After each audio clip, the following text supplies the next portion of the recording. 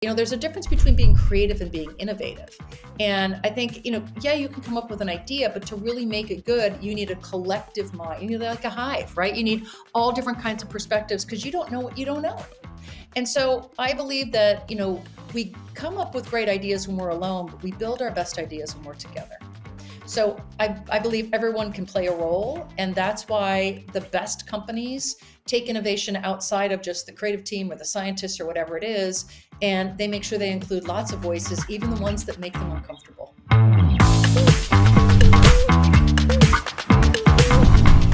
What brought you to this place you're at now, where you are teaching and lecturing and facilitating these important conversations on simplicity and innovation? How'd you get here? I'd love to tell you that it was completely planned, Ian, but as somebody now who's in their mid-50s, it was strategic luck and or happy accidents. I don't know what you want to call it, but I'm a recovering ad agency person. I was always a really creative person who could turn ideas into money. And so that's why I went into advertising, because I could help the creatives turn their ideas into something that would actually be worth something. But the problem then, this was in the 80s, was that, everyone had to stay in their lane. Like if you're a creative, you went to art school and you let the creatives do the ideas. And if you were an account person like I was, you manage the client and that's it, stay in your lane. And I was really frustrated. I went to a couple .coms and et cetera. And I realized this is when innovation was becoming a word. A thing. Yep. How are we possibly going to reach our potential if only one group of people inside an organization gets to be in charge of ideas? But if you remember, that's how it was. And even within, you see it even still within healthcare companies, breaking out of that mold of innovation has to happen outside of just the scientists. It doesn't matter if you come up with a compound if you can't commercialize it. So I went and I started my own company to teach people how to be innovative and how to think differently. So my timing was good. And I've always been a natural teacher.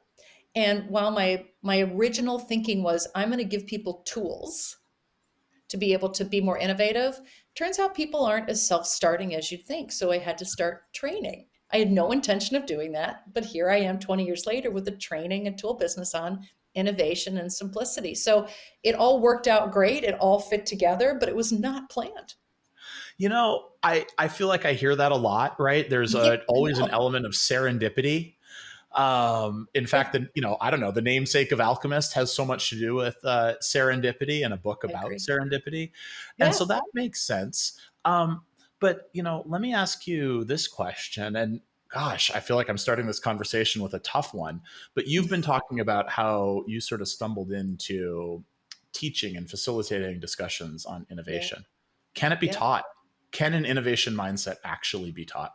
Yeah, I do. I believe everyone is innovative. They just need to know how. And, it's not something, everyone seems to think that creativity and innovation is just up to people who are artistic or wild and different and disruptive. And that's not always true. There's a difference between being creative and being innovative. And I think, yeah, you can come up with an idea, but to really make it good, you need a collective mind. You need like a hive, right? You need all different kinds of perspectives because you don't know what you don't know. And so I believe that, we come up with great ideas when we're alone, but we build our best ideas when we're together. So I believe everyone can play a role. And that's why the best companies take innovation outside of just the creative team or the scientists or whatever it is. And they make sure they include lots of voices, even the ones that make them uncomfortable. Yeah. Okay. So I want to come back to that because I think there's so much importance in, sort of like diversity of input into ideation, innovation. I'll come back to that. But I want to start with a little bit more of the history. As you said, the word innovation was coming to mean something new and kind of coming into common lexicon, right? And I don't know, call it late 80s through early 2000s, kind of the aughts there. Tell us what was going on there. It's such a commonplace word. It's overplayed. It's a buzzword like, oh, I work in innovation. Sure, we all work in innovation, right? What was going on that made that concept real? Well, I think the whole .com thing happened. Like all of a sudden there was this thing called the interwebs, right? That came on and, Netscape happened and things called Lycos. And like you probably remember a lot of this. And yep, I'll date myself. I totally do.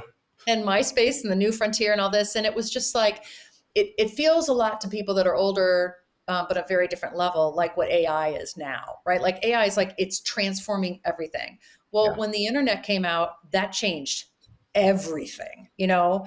And I still remember the day when the last Fortune 500 company got its website up. You know what I mean? And it was like, God, can you imagine not having a website now? Well, now, you know, that's when people their jobs were webmasters. Who's a webmaster now? Like, it's so much bigger than that. It's not one person. So, I mean, I think where a lot of it's coming from is suddenly it was out of the artistic realm and it was into the ideas and transformation realm. It was like, it was changing the world. It was changing lives. It was affecting more than just surface artistic things. And it took off from there. And then, of course, investment money came. And the minute companies started going public and things were booming, that's when everyone took notice. Everybody wants to jump on board at that point. 100%. This may not be the most well-articulated thought I've ever had, but it is really interesting. Like, because what I remember about that era is there were problems being solved that I didn't realize I had, problems in my life that I didn't realize I had. And it wasn't just one-offs. It wasn't like, oh, now there's a car that's better than a horse and buggy. It was every year. Well, there's something new. And well, I can't imagine going back. Well, yeah, and it's like it's not, that's not necessarily new, but the speed of it was, Yeah. and the capabilities of it was. So, for example, like you said, it went from having blatant needs, let's go talk to focus groups, to latent needs. You know, like, Yes. oh, I didn't realize I needed an app. Oh, I didn't realize I needed to, I don't know, not look at a map, and I could have something like MapQuest. I mean, I'm really dating myself now, but I do feel like, I mean, you know the phrase, if I asked people what they wanted, they would have told me a faster horse. But I always laugh that, you know, back in the 70s when banks were doing research of what would make a better banking experience, customers told them more tellers because they couldn't conceive of money coming out of a wall, right? But now, who the hell wants more tellers? Nobody. Oh. So technology, they transform the game. And that's what, you know, you and I were talking about this before we started recording. That's what AI is going to do now. So, Yeah. But the thing that won't change, here's what I don't think will change yet. The human element remains the same. Yeah. And despite the context of technology, though AI will do a good job of this, being human has never been more important for the cultural nuance, the intersection of ideas, the context. So people that are, you know, upskilling themselves in those ways beyond just technology will really have an advantage in this next era. Yeah.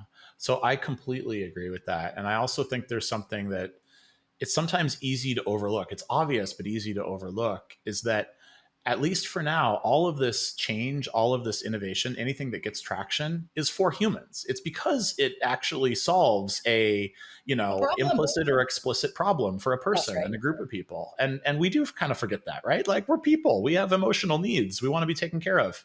Well, yeah. And right now there's like, so for example, with AI right now, what is it doing? It's taking care of a lot of like the mundane stuff for us. Right? The process, the daily, the how-to things, but it still hasn't quite solved some of the bigger issues where the human mind comes in. So there's a lot of work still to be done. And so I look at it as such an advantage and a positive thing versus a threatening thing. And that innovation is going to become faster and faster and better. It's great. It definitely, as we were talking about before we started recording, it's definitely going faster than it ever has before. Now, that maybe has also been something that's been happening forever, but hey.